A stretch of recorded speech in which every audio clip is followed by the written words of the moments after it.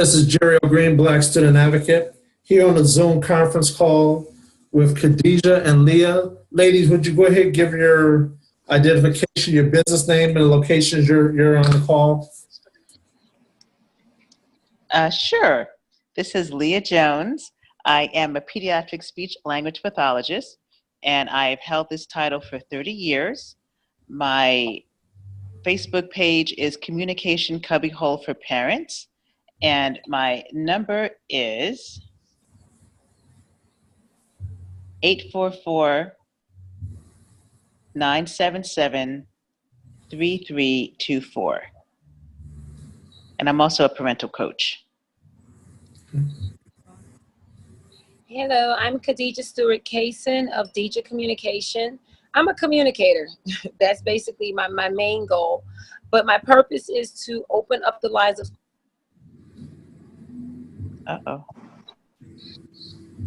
My purpose is to open up the lines of communication for those who are unlikely to communicate with each other.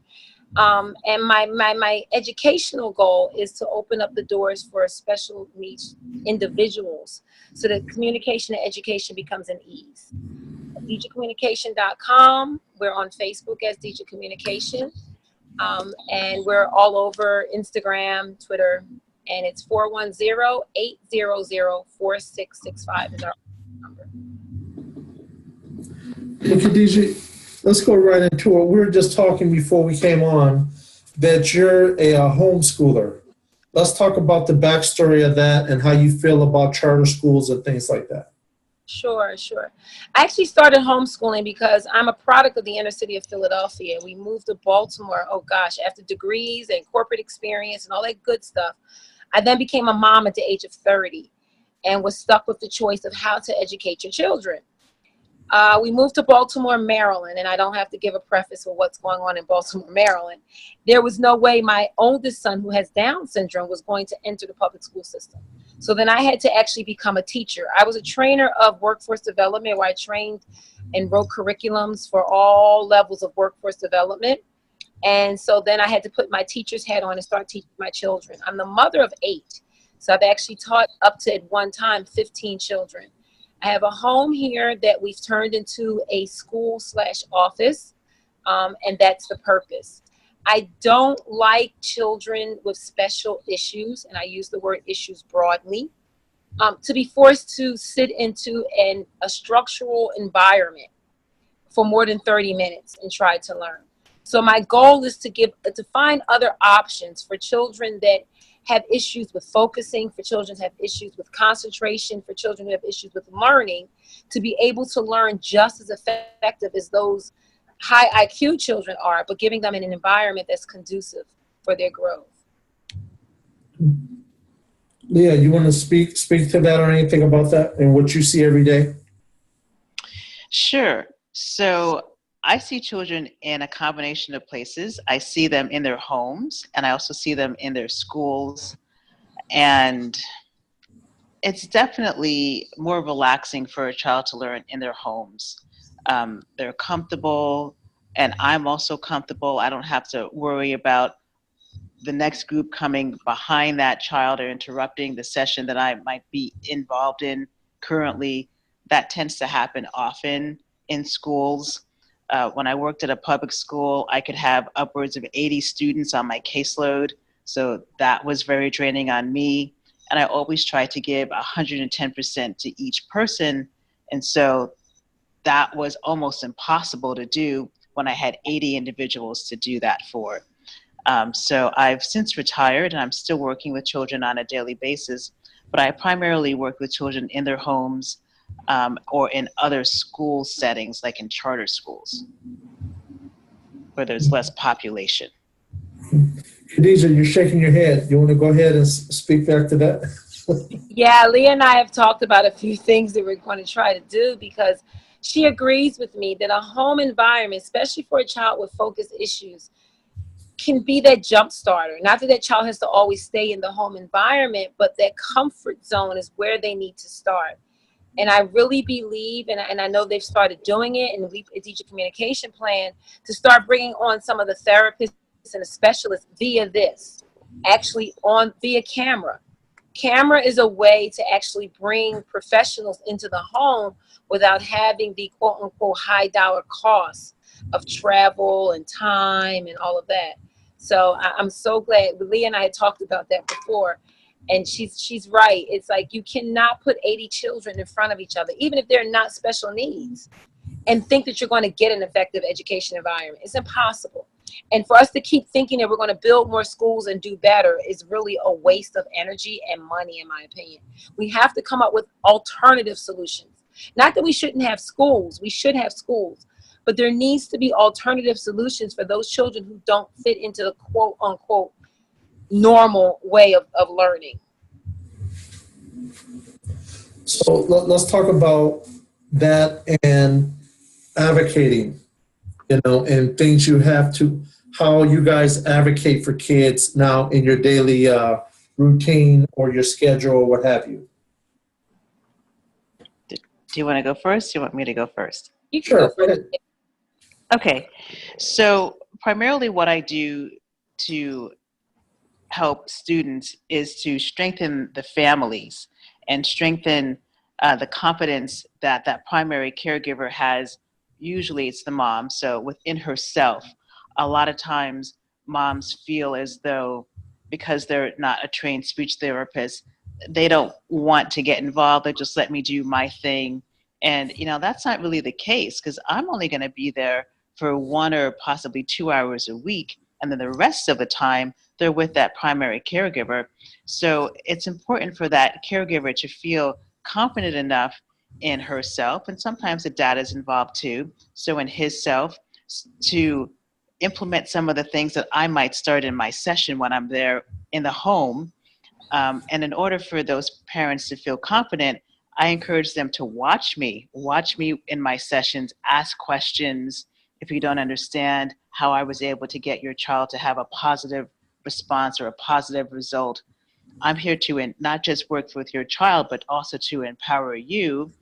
And usually if those parents feel more confident in working with their children, when it comes time for the IEP meeting, they're able to bring that positive energy into the meeting and ask for something that they would not usually ask for if they didn't have confidence. So that also helps the child. Yeah, I agree, Leah. The IEP, honestly, it's not my favorite thing at all. But I agree in that empowering the families, that's the best way to start for advocacy. When you've taught a mother what to do with her special needs child when you're not around, Leah, I can imagine the hugs that you've received. I do. I mean, I do get hugs. yeah, I do. it just, and that's what I mean by giving an alternative solution for education. So what I do as a business is I actually teach parents around the country how to homeschool. So and I do it legally. That's the other thing that a lot of times, as African Americans, we forget. There's legal systems that we need to work within. The system doesn't restrict us. It's how we manipulate the system that allows things to work for us effectively. And that's what I do with parents. I teach them, like Leah said, you guide them in how to deal with your special needs child. You're giving them tips in how to teach and how to do it on their own. Because honestly, what I've learned is a child between the ages of 5 and 11, by the time they're 12, you honestly could have pumped all the information into them they need to know for education. They could be going to college. So the right environment can do wonders. We could have geniuses in colleges by droves at the age of 12 and 14. My daughter started college at 14. She's 18 with her associate's degree now. And Wow. She's working on her bachelor's degree, correct. So it's not like it's not possible. I have a 7-year-old who reads on a 5-year-old's level, who reads on a 5th grade level and can do math on a 7th grade level. And all of this is just from having the one-on-one homeschool time. There's a lot of time that has to be wasted in a classroom with 25 children, wherein if a teacher had 5 children one-on-one, oh my gosh, what could a teacher do with 5 children just to teach? So we have to come up with some type of system, alternative system for those teachers, because I employ retired teachers. That's what I do. I want to keep the system going that's already started. I just want to improve on it. So all of my teachers are retired teachers, or they're teachers that have decided to leave the school system. and they're now teaching. So they're able to bring in a separate income as an entrepreneur, as well as give back all of those 20, 30, 40 years of skills that they built up working in a public school system. That's great. That's awesome. So your teachers are teaching via video cameras? Correct. Okay. Just like we're doing now. And Okay. and doing it this way, I can do a 30-minute session, take a 30-minute break. Do a 30-minute session, take a 30-minute break. Another 30-minute session, take a 30-minute break, and that's it for the child for the day.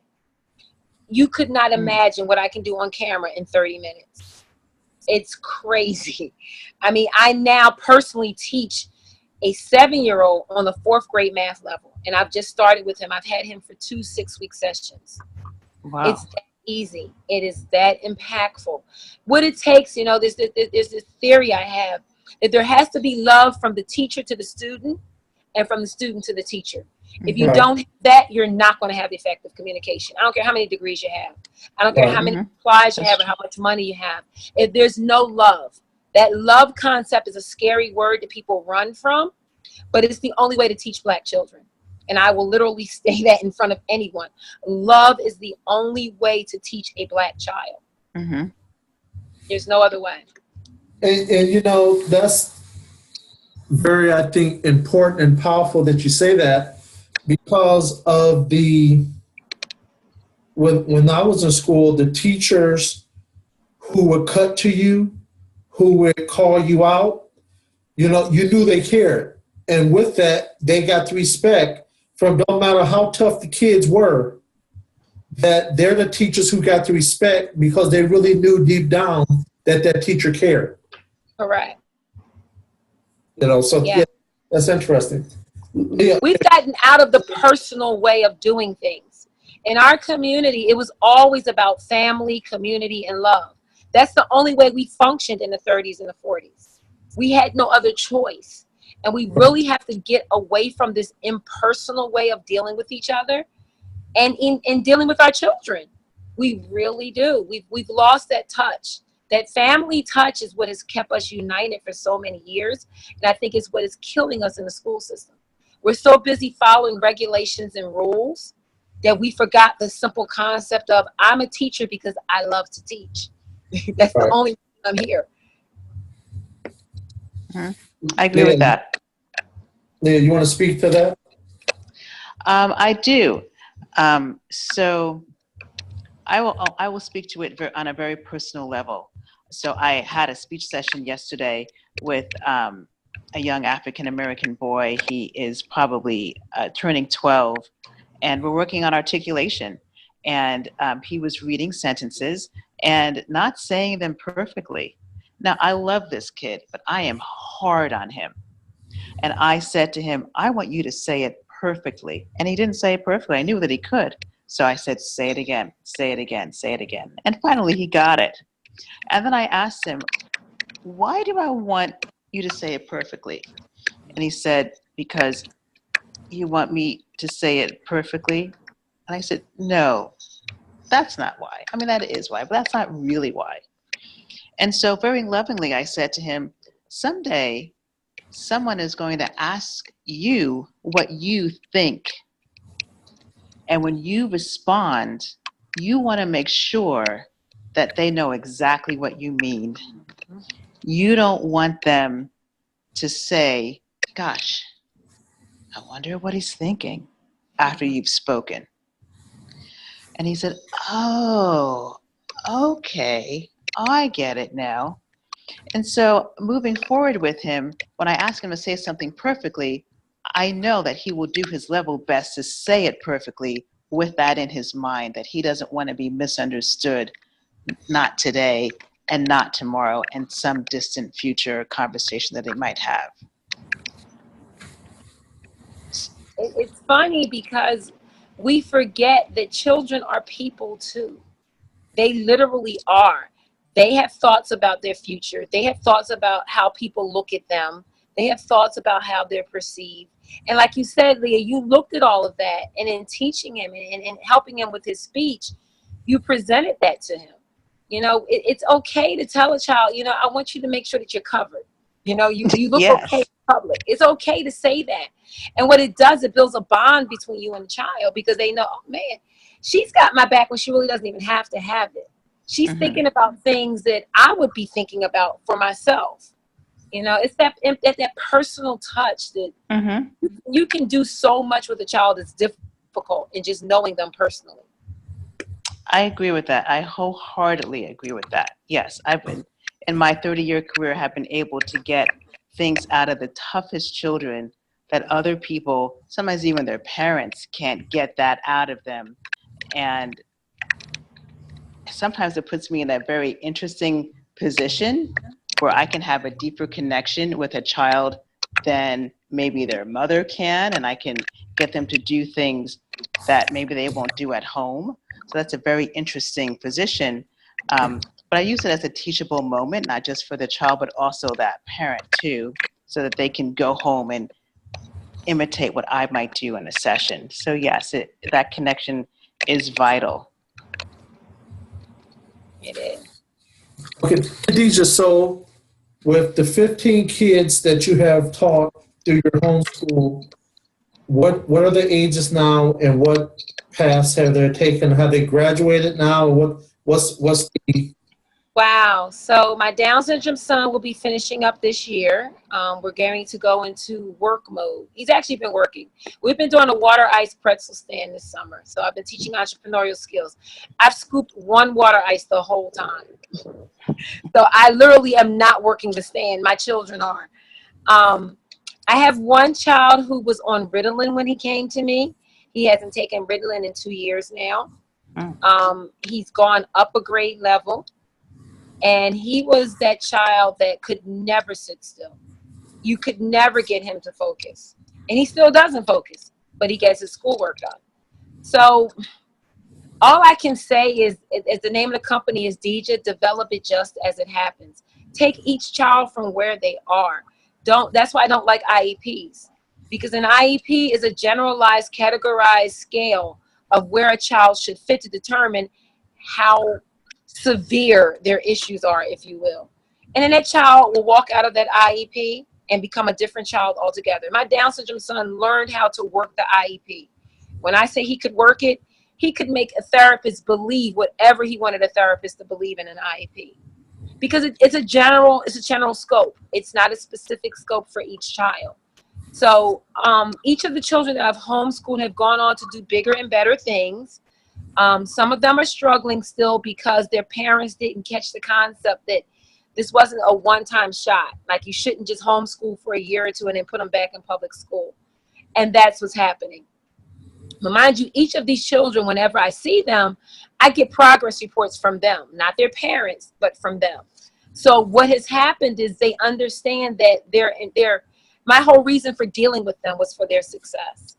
And that's really the only impact I want to have with each child, is to know that when you come to me, it's about your success. Whatever we have to do to get you there, we'll get you there. But it's about your success. I hope I answered the question, Jerry. Yeah. So what's the scale? I mean, right now, how many teachers do you have? How big? What's the 1 year, 3 year, 5 year goals? We have 3 teachers that are currently teaching online. That's math, reading, and Arabic. Actually, I have a language teacher teaching Arabic. I've been doing I've had to go back and do a lot of the teaching, only because my students have gotten addicted. And you can tell that. I know you can attest to it, Leah, when you have a certain child, that you have a certain way with them, they really don't want to deal with anyone else. And that's the problem that I'm running into, is that I'm teaching these children online from different parts of the country. We build a rapport, and they're like, well, no, Miss Khadija has to come back in. So the age was from the age of 3 through 16 that I taught when I taught those 15-year-olds at one time. And we taught all 8 subjects. So obviously physical ed was swim practice. So by 4 o'clock, we had to be done to get to swim practice. And that's another thing that I push. I also have swim lessons that we teach. What I do is I hire the children that are on the swim team. I encourage them to get their WSI, which is their Red Cross certification for teaching. And then I hire them. So those who are homeschooled, who are swimming, are also my swim instructors. It's a cycle. If you're going to That's keep the good. cycle going, you have to employ the cycle. You can't Right. expect that people are going to stay in your cycle without getting a paycheck. So I That's have right. 14-year-olds that are making $30 an hour for teaching swimming. Oh, that's great. That's Yeah. great.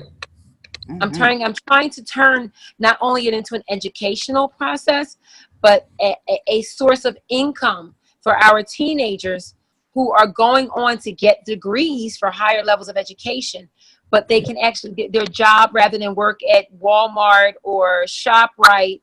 Their job now are swimming instructors. And as I Right. tell them, that means you're starting off at a higher level as an Mhm. employee. You've Mhm. already come into the game as an entrepreneur. So there's no Right. reason for you to go backwards. There's no There you reason go. to go. You know you can make money teaching swimming. So you don't have to work for anyone else ever. That's good. That's a good That's model. great. That's great. Yeah. So, Growing so up in the inner city taught me a lot about survival, which it did. It taught me a lot. But what it does is it teaches you that the word can't is not an existent word. Can't does not exist. It just does not. right. So 3 instructors now. You said 30 swim instructors. I'm not at 30. No, I have 2 swimming instructors available to me. Okay. I can get more. Literally, I can just go to practice at night and tell the coach, I need these children to get WSI certified. They pay the money, they go online, they take the class, and they're done within 2 weeks' time. So it's a bigger pot to dig from when I'm ready to go there. Got it. I do everything on small scales first. I don't do big scales. I do small scales Well, I to make sure that my the product is effective. yeah, get the process down. Correct. So here in So- Baltimore, the black children are swimming. They are swimming. They're not playing basketball and football. They are, but not under me. Right. So when you say teaching all 8 subjects, then if the parent is homeschooling, do the parent have to fund, or are they getting some kind of assistance from the school district? They have the option. What's awesome here in Maryland is once you're under an umbrella, the school district can't touch you. Now, the beauty of me homeschooling all of my children before I took this into a business was that I've got the ins with the homeschool office for the Baltimore City Public School System. Whatever I say or want, they jump because they've seen the effectiveness of what I can do. So anybody that comes under my umbrella never gets touched. Whatever they want to do with their children educationally, they can do. We don't have headaches like that. And I'm also an advocate for homeschoolers in the state of Maryland. Like we have Prince George's County, which is trying to do some crazy stuff. So I'm kind of joining in with that group to make sure that they don't change the laws to make things more difficult for our homeschoolers in Prince George's County. So the freedom of a parent being able to teach their child is there in Maryland. Pennsylvania is a little bit more difficult. You can still do that. I mean, that's what I do. I research your state. Whatever your state is, I research what the laws are, and I make sure you're in compliant with what those laws are. We never want to be the ones that are not in compliant. Right. Now, if the compliancy is a bit overboard, then there's advocates that can go fight for those compliances. But we always make sure that our parents are in compliant with whatever the laws are of that state. And that's where my company comes in. We actually help the parents do that. So if you want me to teach your child, I can teach your child. But if you want to teach your child, I help you with your lesson plan, with your compliancy, with your lessons. We do all of that. Okay. So Leah, so school's starting in a couple weeks. Yes. You know, so what's the plan to roll out? When you already have do you do the actual initial assessment yourself, or is there a team member that does that and say this is the plan we're moving forward? How does that work? So I am in all different aspects of education.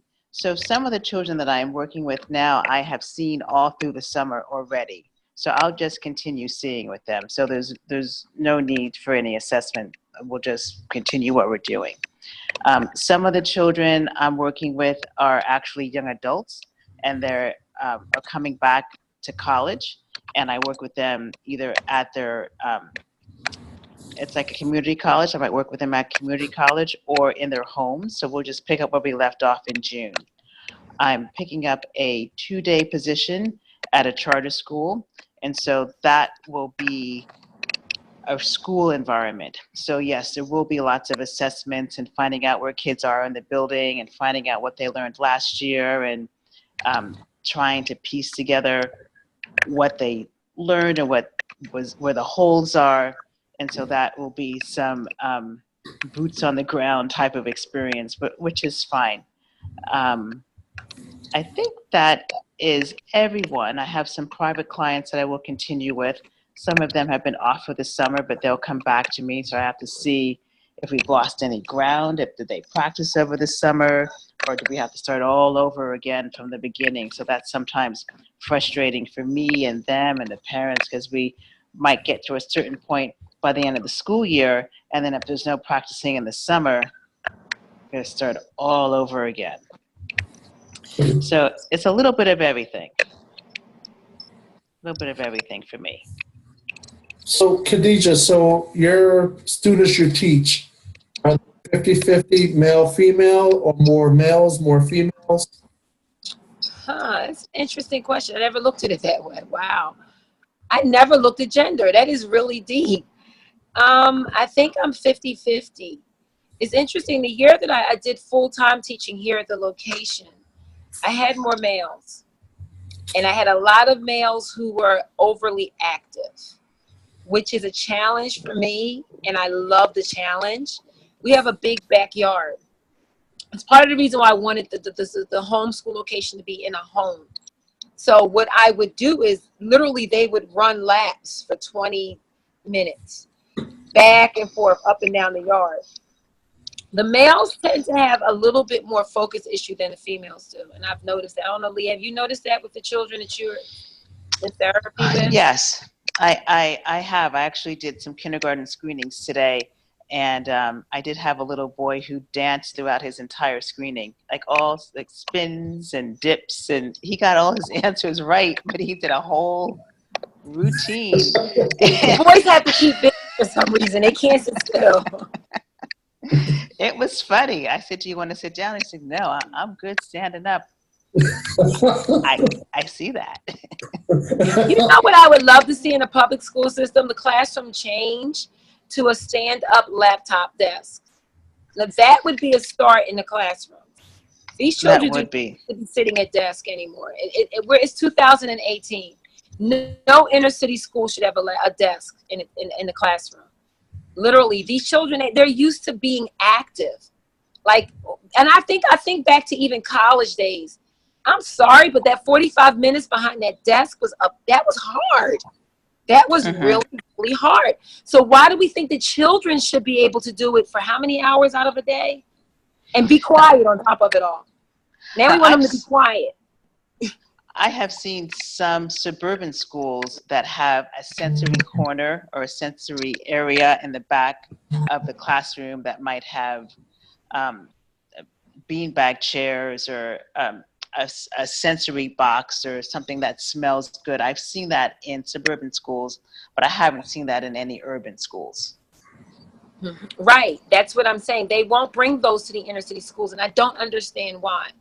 The budgets are there for a lot of things, and I'm quite sure it'd be a lot cheaper to have a laptop than it would to be ordering books. So it's a matter of how the problem is, I think our school systems are so regimented and bureaucratic that doing things that are effective just aren't possible because you have to ask too many people for too much permission, too many chains that you have to. And I think there's also a learning curve on the side of the families. You know, in the suburban school districts, those families might have heard of sensory integration or might have used some sensory tools within their home, maybe even through early intervention, and they are able to push for having a sensory corner in the classroom, whereas some of the urban families may not be certain, what are we doing? Why is there a beanbag chair here? And it would require the school to do some in-servicing of the family so that they can recognize that we have this here to help your children learn and take sensory breaks when they need to so they can absorb more information.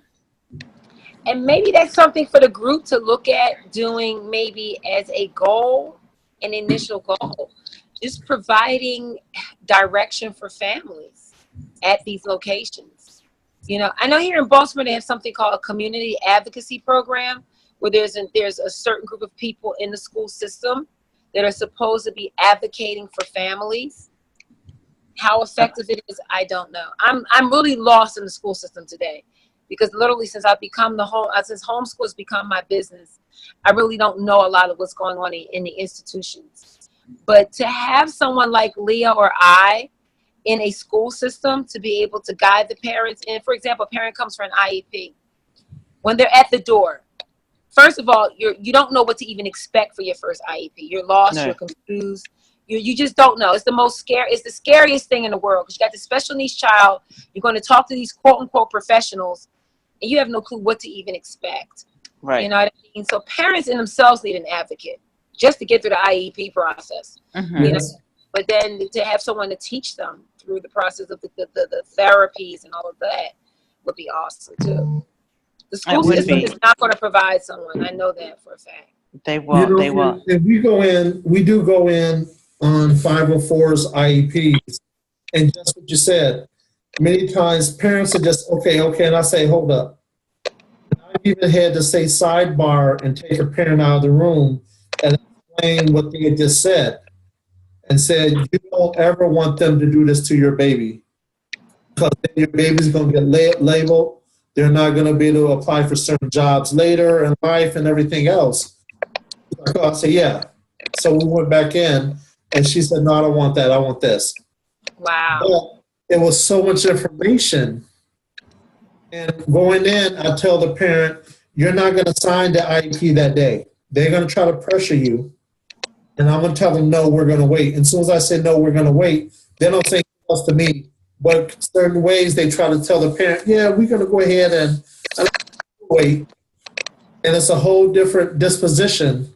When we as the advocates say, no, we're going to wait, it's too much information. The parent need to go back and read this over slowly and take the whole 10 days to read over the IEP. An IEP takes about that long just to get through it and understand what it's saying. I mean, it's not like it's a 1-2 page document. Correct. You know, and it's different categories, and it's different. The IEP just frustrates me. It just really, but you know, it does. It just upsets me. Leah and I have had the conversation about all the IEP situations that I've had, and that's when I decided to homeschool. I was like, forget it. Keep your IEP, keep your process. I'm done. I'm going to do what I need to do for my child and how I need to do it. You know, and a perfect example like the SAT, having information, Jerry, is perfect. People don't realize if your child is being homeschooled, the chance of them taking the SAT is probably not even necessary. And if they take it, it can hurt your child. An SAT score can hurt a child. My daughter has never taken an SAT, and she's working towards her bachelor's degree. She's almost finished her bachelor's degree. So it's information.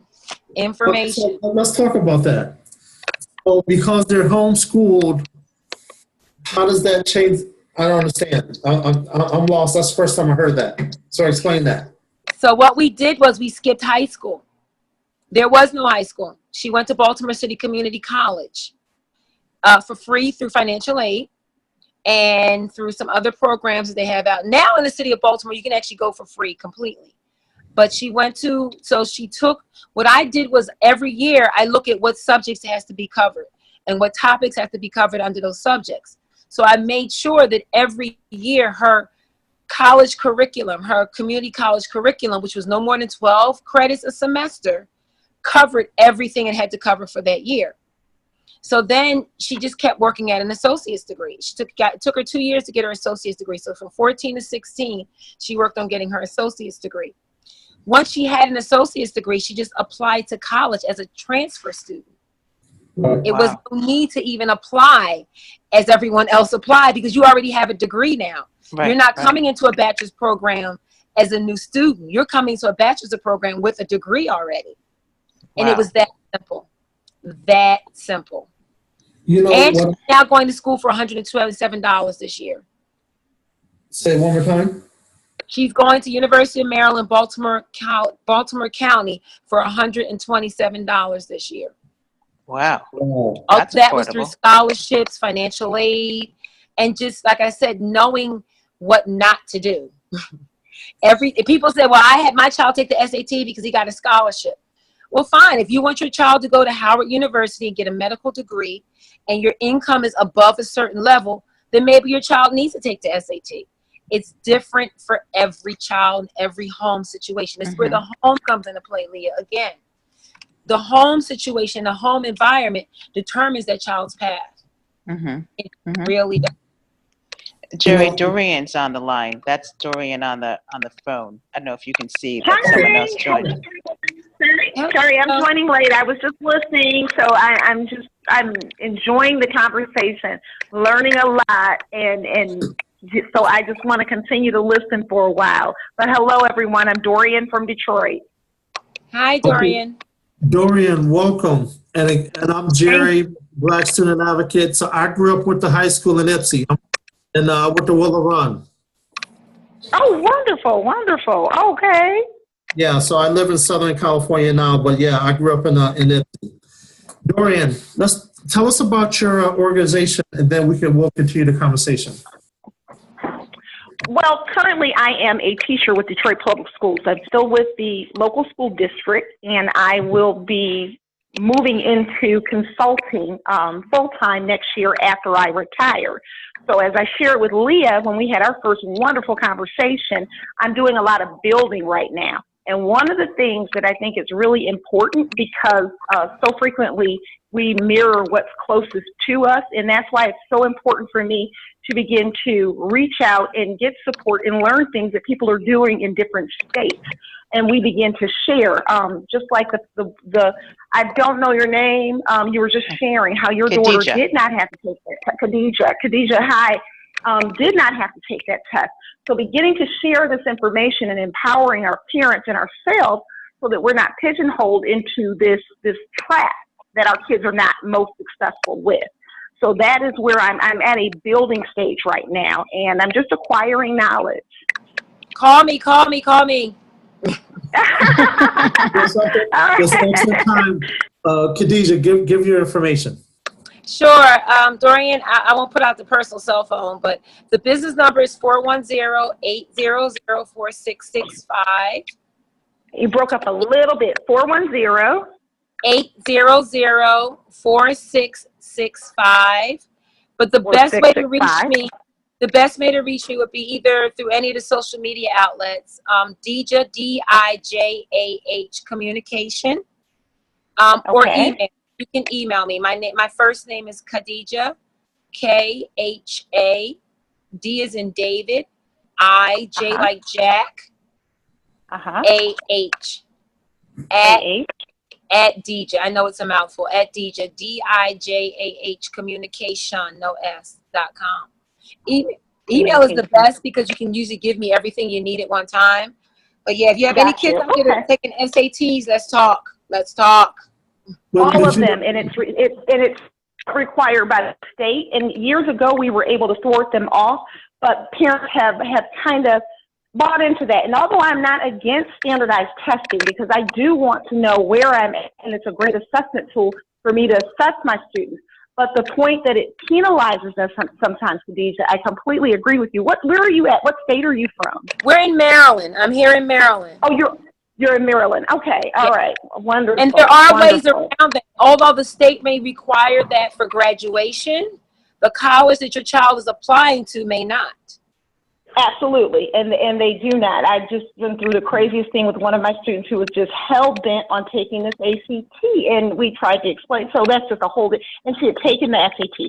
Yes, unfortunately, our school district is penalized when so many students, their parents request for them to test, not take the test. So that's just something we've got to talk about on a whole district level. But again, learning more information from you guys, empowering my parents, being able to help them out. So I'm just really excited. I really enjoyed my conversation with Leah a couple of weeks ago, and I'm just glad I tuned in tonight. I'm catching the tail end, but I want you guys to continue, please. You know, what I've seen in the state of California, we had a young sister had her, and in California they call it middle college, where when they graduate high school, they also have their associates. And when she went to apply for a 4-year school, which was a state school, they didn't really want her because they couldn't get 4-year money. Mm-hmm. And a lot of classes that you're taking at your junior college level supposed to be an automatic feeder, so she'll go in as a junior. They didn't even accept. And see, community colleges in California and territory makes a difference. Because I know community colleges in California are a huge deal.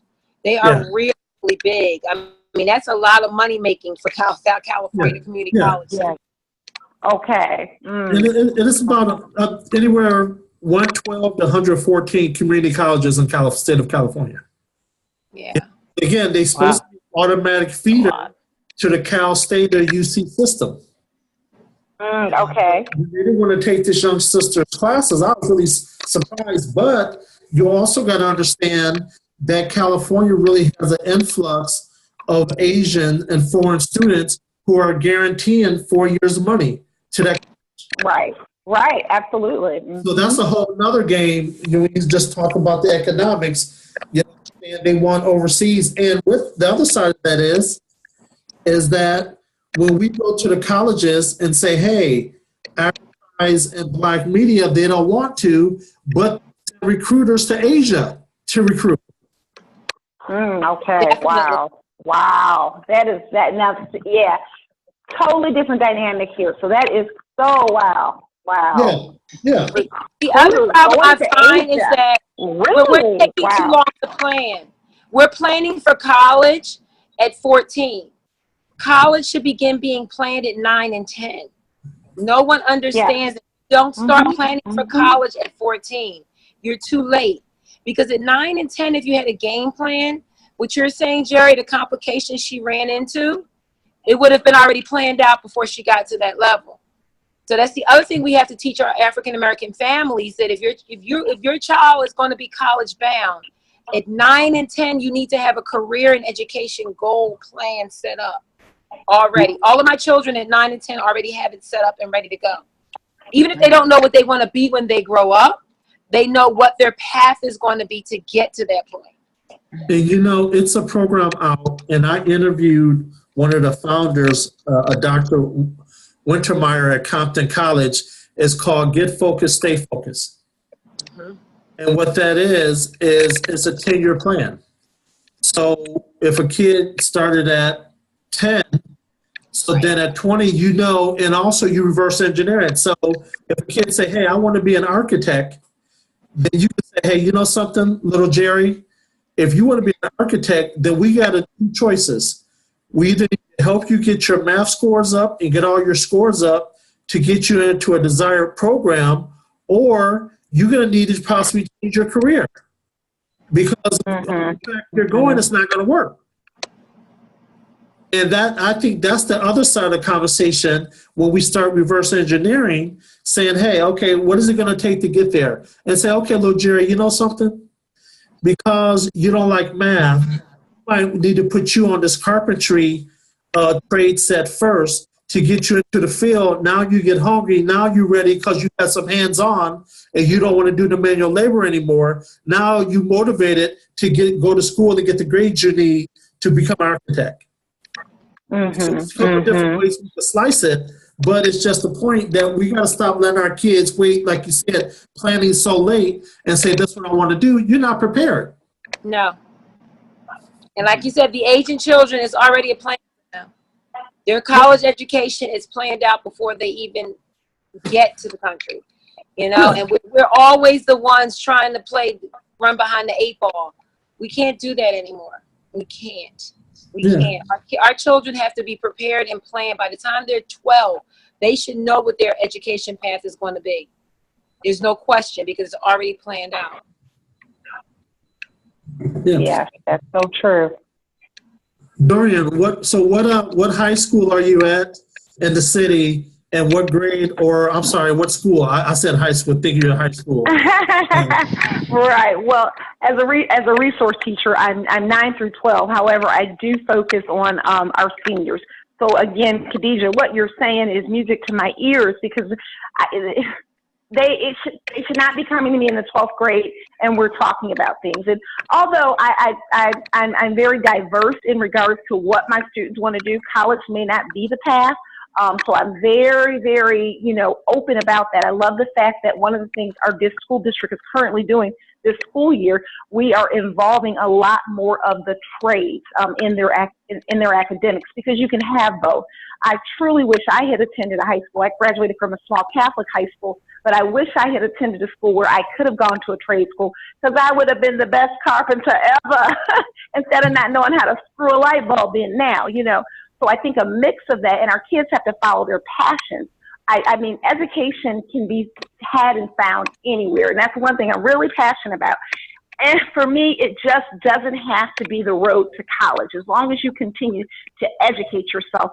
One of the things, we had a primary in Michigan yesterday, an election, and it was just so amazing. One of our state reps, she had students at every polling location, and she had a mentor with them, showing them how to canvass and pass out information and greet the voters. And that was just so powerful, because they were getting involved in something. You know what I mean? So I'm sorry to go off on a tangent on that, but just exposing kids. One of you all had mentioned exposing our kids when they're young, and then they can make different choices. But of course, we know education gives you more options, But unfortunately, that's just not the path for everyone. So what are you guys, because I know your conversation that I've chimed in on has kind of been dealing more with higher education. What are your thoughts on that, though? Well, let me start off with that. My brother went to Belleville High School. He graduated in the class of 81. And they had building trades there. That was one of the skill sets. So they taught them plumbing, carpentry, electrical, and everything. And at the end of the year, they sold the house. And that was partly how they funded the program. Yeah. They there you go. Yeah. To do that every year. And so with that, I'm due to speak at a high school next week when I get back to California. And also through my nonprofit, Serving the People, we're going to start doing pop-ups and calling it Back to the Skills, where we're giving kids an opportunity to see something different and not just think about the college path. Because if you play sports and you got good hand-eye coordination, then you can be a good skill set employee and future business owner. Because it all goes hand in hand. So I'm really saying that, something, and the program, Get Focused, Stay Focused, started out of Santa Barbara, because what they found is 50% of the students that was going to Cal State Santa Barbara was basically ending back up in junior college in 2 or 3 years. And it's not working. Yeah. Yes. And a lot of it is because some of it, and for me, at least what I'm seeing, they don't have that passion and that thirst for learning. And when you have that, you'll do anything. What is it they say? You're not working if it's something you're very passionate about. And so that's where I think at the school levels, I don't know. I know Leah's background in education. That's what I think we're missing. We pushed the test for so long, and we pushed them into career paths. And although I completely agree, we need to start carving and having those conversations and planning very, very early. But in the same token, if this child is the one that wants to go off and be a fashion designer, as long as they can sustain themselves until that dream happens. But we teach that by making sure you are the best reader. You know what I'm saying? That you can think critically, and so that you can merge into any world. Clearly, I'm pushing education, but if some of them have had such bad experiences, they don't do well. And it's not that because they can't, they just don't push themselves enough. They don't want to study because they don't enjoy it. And the other side of that is because the parents have went to the same school and have had a bad experience themselves. There you go. For their babies. Mm-hmm. Absolutely. And we hear that all the time.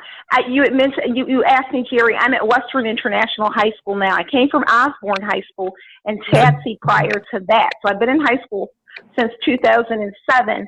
And, I'm actually working with another group where we are trying to work on creating not so much, an African American community college in Detroit, but one in which that embraces our children using a lot of the principles and the philosophies that are used in the HBCUs. So that's a conversation that's being had. I'm trying not to spread out too far. Right, You know, I'm like, can y'all give me just one more year? You know, so but to embrace them, you know, it's wonderful that we do have HBCUs, but sometimes our kids can't leave the state, you know, because like Khadijah is saying, they're planning at the last minute and they're scraping for those dollars that are few and far between, when there are a lot of scholarships out there that aren't even tied to grades, you know. So tapping into that a little earlier as well. And, you know, exposure. I think you guys hit the nail on the head with the exposure. Like I was telling Jerry, we're doing the water ice and the pretzel sale this weekend. So I'm getting a feel for the entrepreneurial skills that a 5-year-old has based upon, Wow. you know what I mean? And that's the key, exposure. Oh, I love that. Everyone's not going to go to college. It's not going to happen for every child. But that one child that doesn't go to college could make 6 figures being a business owner. Absolutely. I just paid my plumber today $225 because I was clueless on what he was doing. Yeah. And 2 hours, he made $225. Yeah. Yeah, and you know, and that's how it goes, because the thing is you'll have people walking around all day long with PhDs, with masters, MBAs, and with bachelors say they can't find a job, but let your plumbing, let your AC go up, you know, and they're coming and they're coming and say, yeah, I'm coming, and that's going to cost you $75 just for me to show up. Yeah. You know, I have this joke to tell my daughters. I said, you are not going to marry a man if he has pretty hands. He's better have some rough looking hands. You know he knows how to hit a hammer and a nail. Yes. I absolutely agree. You know, oh my goodness, and just being passionate. And you know, Jerry, you mentioned that there are people walking around here with no jobs with PhDs and miserable because they're not following their passions. You know, and so that's we've got so much work to do in education. And I know I might not be making a popular comment because I loved what Obama and his administration were able to achieve, but we have not had a strong president for education in, I can't remember one in my lifetime. Can't remember one. And you know, I agree, Dorian. I honestly think that's kind of where we come into play. I think it's honestly, I've always felt like parents and communities cannot depend on the educational system to educate their children. I think we need to stop expecting that to be our source of education. It can be an option, but it does not need to be our source. It is our responsibility as parents to find the perfect source for our individual children. Agreed. You couldn't. I mean, when I've got a good parent behind me, and they don't have to be super educated, but as long as we are one team. Had a little boy that tried to sneak out of summer school this year, but he would not have graduated in June of 2019 had he missed these 3 classes. He would have come out, you know, in the fall. Between his mother and I, so having that parental support is important. But for our babies, and this, let me get y'all's opinion on this. Clearly, you know, the School LeBron is opening up. Oh my goodness. Dorian, let me say this right here also. I don't know if you knew, but we are recording this, so I don't want you to say anything that, just so you know. Because okay. And where do the recordings actually, do you guys use these for trainings or? No, I'll record it and then I'll send it to you guys, and I'll also put it on my website. And that's the blackstudentadvocate.com. So I just want to make sure, if you would have came on the video, then you would have saw that recording. So I want to make sure that you're abreast of that. So, you know. Got you. Okay. Well, thank you. But you know what? I always say, and whatever I try and say, text, email, it can, it's something I'd say in court. But thank you. Maybe I'll clean up my grammar a little bit. So, please. But what do you guys think about LeBron School? I mean, I was just so excited when I first heard the news. And I don't want to be a Debbie Downer, but then I thought, okay, great. Those 100 kids, will be helped. What about the other 20,000? And that's where I'm so passionate about public education, though, Well, you know something? I look at it that you start with the seed, and then you just make it grow. So he started off with 240 kids, but a couple said that I see right away that I got. One, Akron, I don't trust your school system, so I'm gonna get a controlled environment and start something within a school that I can control the environment. I think that you guys have been failing on how you assist in the parent.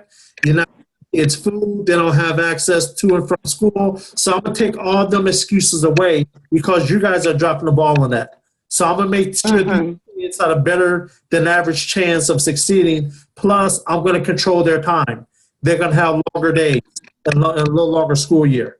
So with that, now we're going to control that. So you're going to get success because also listening to the book, I don't know if you ever guys saw the documentary Promises Kept.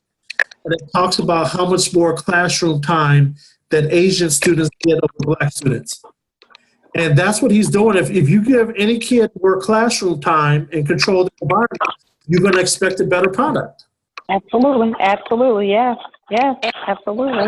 And I'm really hoping, because like I told everyone, and I even made a post about it, it's obvious he did research. He had a research team before he built that school. Yeah. So he did a psychological research on the school. The other thing that I'm hoping is that it becomes a competition. That, our athletes tend to compete with each other when one's doing something that the other one's not getting all the props for. So what I'm hoping is that now it becomes a competition amongst the professional athletes, African-American athletes. Oh, who can build the better school? He didn't just build the school. That's the thing I try to remind people. He builds an educational system. Right. Because those children are being fed twice a day. Their family and parents are able to get education and job prep and readiness, as well as if you graduate from that school, your college is paid for. So he's looked at things from a futuristic perspective. It's not just let me build a school. No, I would never insult him by even saying that he just built the school. He did a whole lot more than build a school. And I'm just hoping and praying that that the athletes will start to compete. Let's see who can build a better school in their town. I am so hoping this becomes a challenge. And something else he done that you just talked about, Khadijah, you never heard anything about SAT. He said if you graduate, you're in. Correct. So basically, Ohio State University, I believe, is the system that's willing to give them degrees. It's not like it's just by the way university system. No, it's part of the MAC. Same with Kent State, Ball State. So, what I'm saying is he's saying if you graduate, I open the door to the university. So that's the key, I think, also, is that it shows that just what you're talking about, if you have enough influence, then a lot of things don't matter. Let me say something like this. Back in the 90s, a brother that worked at Cal State Fullerton, he, with the Orange County Black Chamber, I was a member then, we had college enrollment night. And that night might enroll 15 to 40 students right there on the spot to any Cal State system school. Okay? Since then, they stopped doing really on-site admissions. Okay. Why? 6 weeks to 6 months to find out if a kid could get in. You know what I mean? And the same thing now they have in California. It's a brother out of Northern California named Mr. Alan Rowe. He does the Black College Tour. And he brings out 15 to 25 HBCUs, and they might do a 15 to a 25 city tour, meaning they had a different school every day. And kids get to HBCUs right there on the spot and know how much money they're getting for grants. Wow. So then Cal State and UC saying we can't get any black students. But you're not doing anything to make the black student welcome. You're not doing anything to really market to the black student to say we really want you here. And when you get them on campus, how are you treating them?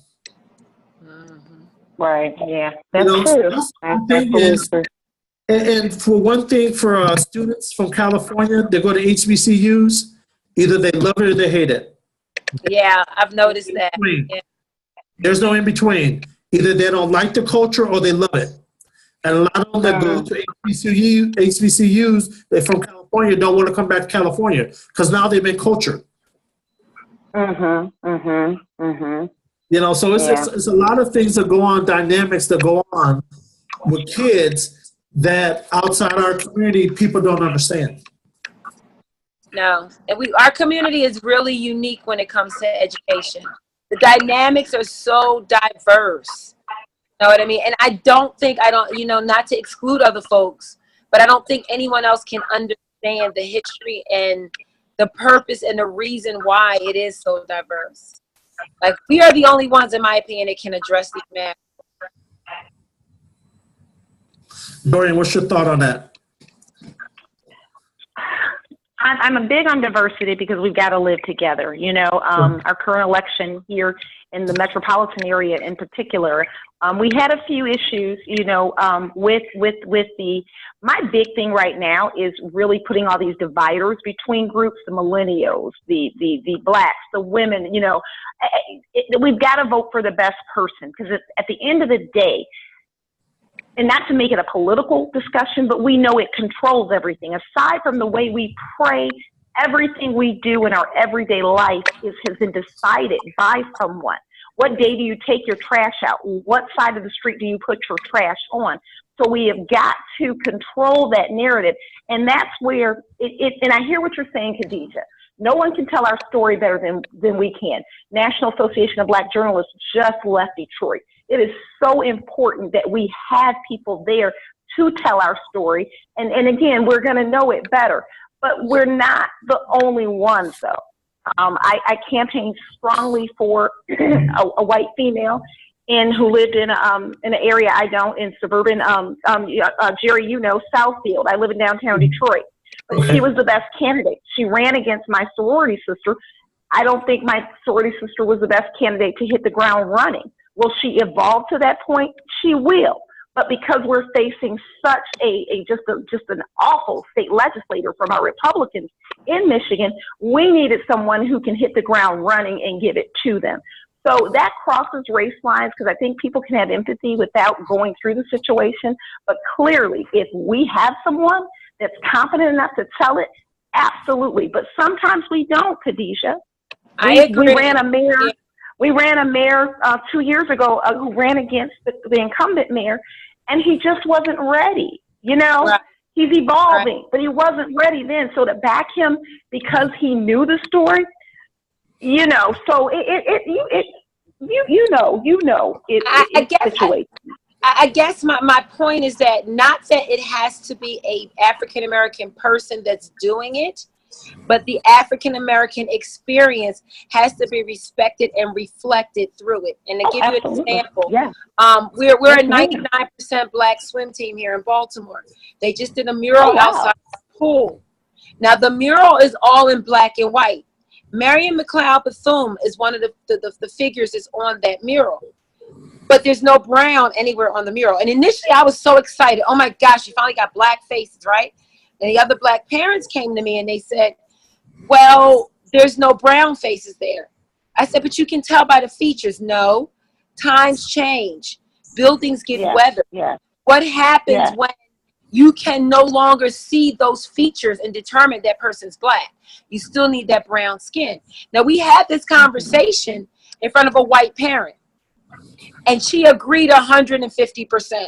And was willing to support 150% whatever we were willing to do. So what I'm saying is that it's not that it has to be a black person to do it, but the black experience cannot be duplicated or reapplied or twisted or altered. Absolutely. It has to still be, white people can explain the black experience. Believe it or not, they can.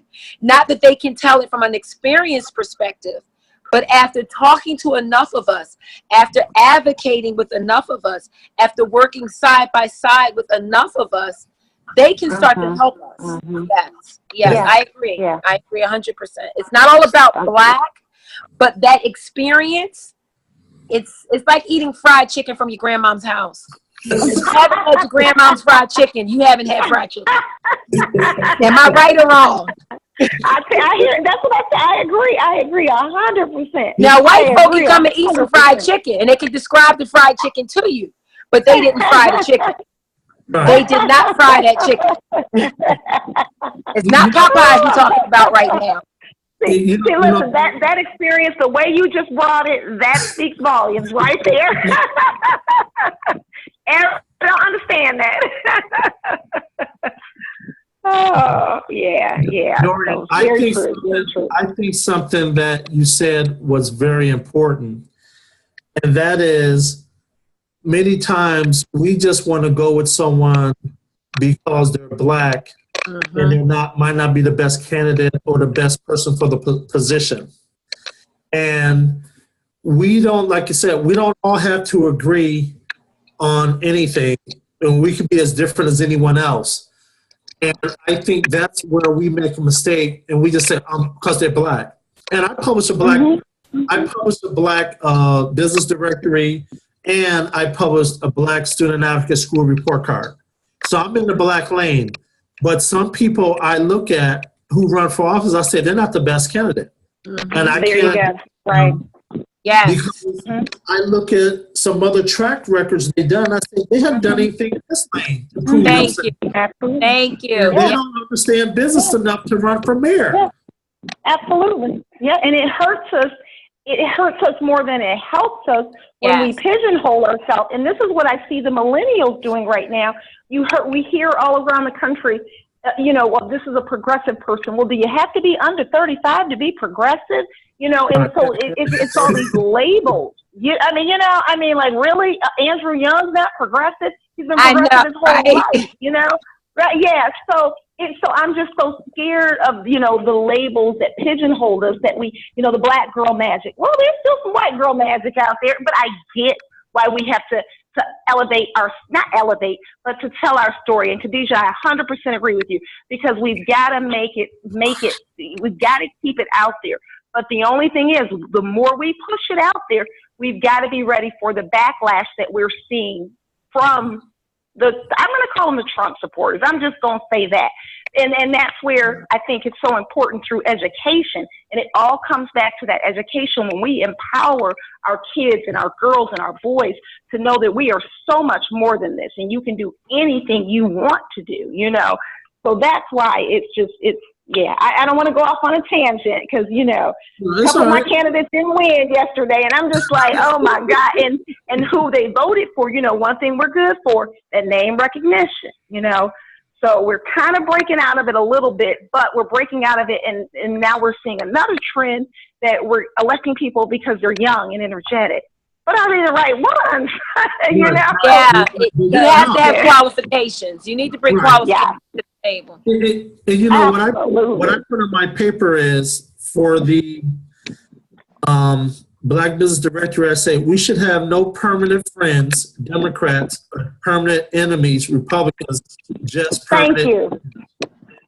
And again, because I love that. Yeah, oh my God. Republicans are not coming to the black community because they say you're Democrats, and Democrats don't have to do anything for the black community because you're Democrat. You vote. Absolutely, yes. And who's going to deal with the issue? And then on the other side, for the Black Student Advocate School Report Card, it says equity versus equality. Equality means every child gets a pair of shoes. Equity means every child gets a pair of shoes that fit. And that's what we're talking about. I love it. I love it. That the education that child gets fits their needs. And Jerry, now what site is this? I want to, because I have Khadijah's. Where is this? You said it's yours. Yeah, paper. So if you go to SC Sally Charlie BBE Bravo Bravo Echo.com, that's my website. Okay. And then when you go up under publications, you'll see the two publications back to back. And if you send me your information through a chat, I'll send you a hard copy, because we actually print 10,000 hard copy also. Oh, wow. Okay. Excellent. Well, thank you. You said you're in California. I'm trying to think of this gentleman's name. He toured the country the last 2 years. He just stopped. James Addington. Are you familiar with him? He is, oh my goodness, some of the things that he exposed regarding education around the country. I had another Facebook page on Dorian Kelly, and I what do you call it when you pause it? Well, I paused it because I have to get focused, and I'll be over there with my friends inviting me to stuff. So I said I have to get focused. James Abington. And oh my goodness, I have got to find him over here. But it's the information he shared and just ways in which we can, and I 100% agree with what Khadijah was saying earlier in regards to one person starts it and another person will start it. And, you know, because the public schools, they're failing our students overall in white, black, purple, and green, not just the black community. We are failing to educate, you know, I'm sorry, what you say? No, I'm agreeing with you. Yes. Oh, yeah. I mean, because kids are turned off, you know, with education. And so, but I just think and I guess because I went to private schools all my life and they were so small and we did not have the resources. Were we, you know, given certain things? Absolutely, because there's a benefit to everything. But we didn't have the resources. And I think when our community pulls together and we demand that these schools do a better job, even though agreed, it's the parents' responsibility. But sometimes when those parents cannot do it, it is the school and the one safeguard still until we can do better, until there may be enough institutions who will educate our students extremely well for free. We have got to focus on that public education. And because it is such a small amount of kids that are able to go to those schools, you know, whether there's an open lottery system for them to get there, it's still so few. So in the interim, public schools, we still have to fight so hard to make sure that the bulk of these kids are learning and loving to learn, you know. So, okay, give me the beginning of that one more time because it didn't come up, Jerry. I was trying to type it in. Maybe I'll write it down this time. I'm going to put it in the chat. Hang on one second. Let me see. Oh, okay, perfect. Thank you.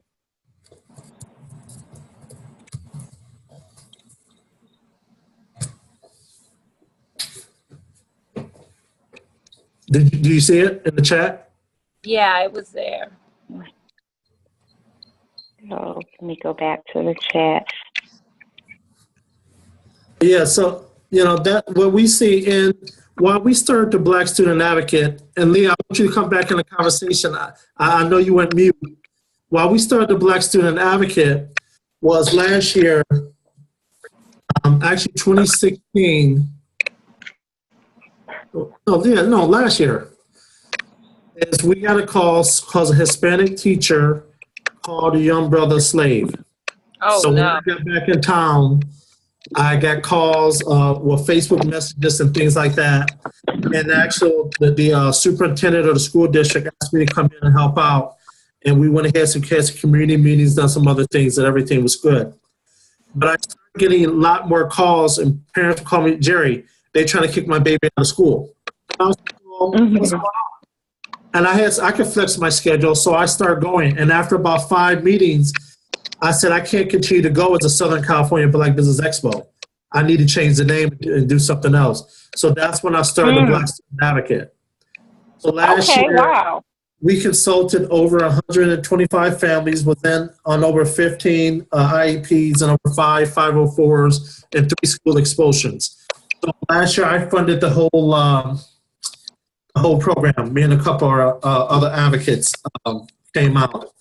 So now we actually developed a way to actually get funding for the program and for what we do.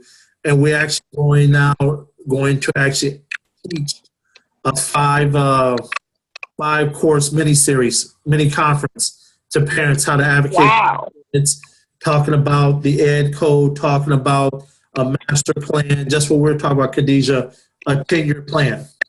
Awesome. Telling the parents, you know, what to look for and things like that. So, yeah, so this is what we see in the marketplace. Because I'm a business owner. I'm not an educator by trade.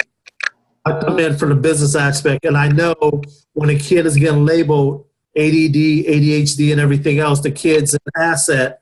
But when it's time to deliver the services to the child, they're a liability. Mm-hmm. Right. That's exactly how it goes. You know, so when I go in, Meaning, I asked the question right away. I said, look at his IEP. So that's not in line with his IEP. You can't suspend him. Oh, yeah. And they're ready to kick the kid out the district. That's hard. Oh, yeah, yeah, yeah. To go in Yeah. and say, you can't do that. District. Yeah. Because if a parent don't know their rights, they don't have any. Right, exactly. And and it's a tough call. I'm clearly not going to advocate, for school districts because it's way too many suspensions. Once again, with students without IEPs, and they have rights as well, and parents don't know that. You don't have to have an IEP. It's a pattern if you're constantly just putting the kid out. Instead of teaching our kids once again, what are the life skills that this child will need as opposed to just excluding them. But it also has to be something in place because learning has to go on. And a classroom teacher, aside from, a modicum of rapport with the students and routines that allows there to be discipline and uniformity in the classroom. But at the end of the day, sometimes behaviors do have to be excluded because, and I know it's not popular because attention deficit disorder is real, and sadly enough, one of the primary ways in which it is treated is through medication. But I always tell people, because by the time kids get to high school, they may no longer be running around, but their ability to attend to the skill is extremely difficult. So that's a difficult conversation we have to begin to have in our community because we have been overdiagnosed. But in the same token, how do we deal with that when there are real issues there? I myself, I definitely am a person that has a little of ADHD, but as an adult, I've learned how to train myself, So what happens when we don't have those parameters in place for kids to be able to train themselves? Is it incumbent upon the school, especially when the parents aren't going to do it? So that's another tough one. You know what I mean? Right. Yes. Yeah. So we've been on for a long time. Leah. Yes, I'm here. I'm listening. Yeah, I'm going to ask that you close out, and when we go around, get your information, website, Facebook page, or contact information for anyone who might see the video, might want to reach out to you. Sure. So I am Leah Jones. I am a speech language pathologist, and I've done that for 30 years. I'm also the mom of a unique child who had special education for 17 years. I am the founder of the Communications Cubbyhole for Parents, which is a support group for parents on Facebook. And starting tomorrow, I'm kicking off my 15 must-dos for back to school series. And that's tomorrow at 6:30 Eastern Standard Time. If someone would like to reach me, my business number is 844-977-3324. And again, that's 844-977-3324. Khadijah? Great. Yes, I am Khadijah Stewart-Kaysen of Deja Communication, which is a communication consulting organization that specializes in business and consulting training. Our goal is to basically open up the lines of communication from unlikely individuals to communicate. We are currently running our fall programming with all kinds of specialized scholastic training, as well as Mama's Got a Plan, build that plan in our membership site for businesses. So you can reach me on Facebook at Deja, D-I-J-A-H Communication, or DejaCommunication.com, or the number 410-800-4665. Dorian. Hi, I'm Dorian Evans, and thank you for welcoming me to the conversation this evening. I can be contacted at Dorian Evans on Facebook. I am currently a special education teacher with Detroit Public Schools, so if I can be of any assistance with a parent who has a student with unique needs, I would love to be of support. Again, Jerry L. Green, Black Student Advocate. We published a paper called the Black Student Advocate School Report Card. We're in publication in Southern California, the Inland Empire area. Also going to be launching a Black Student Advocate talk show within the next 60 days. We will be able to take questions in nationwide from parents and give answers of, again, I already talked to Leah last night, and you ladies are also welcome to be guests on the show to help facilitate some of the questions. And again, what we do is we just go in and help parents navigate the system and advocate for their child to make sure that the child's needs and the family needs are being met. We don't charge the family. We create other opportunities to be able to earn money because we don't want money to be a barrier where we can't help the family and things like that. So that's what we do. So ladies, I appreciate your time. Again, we can schedule another call at a later time. I will go ahead and stop the recording and we can talk offline if you guys would like.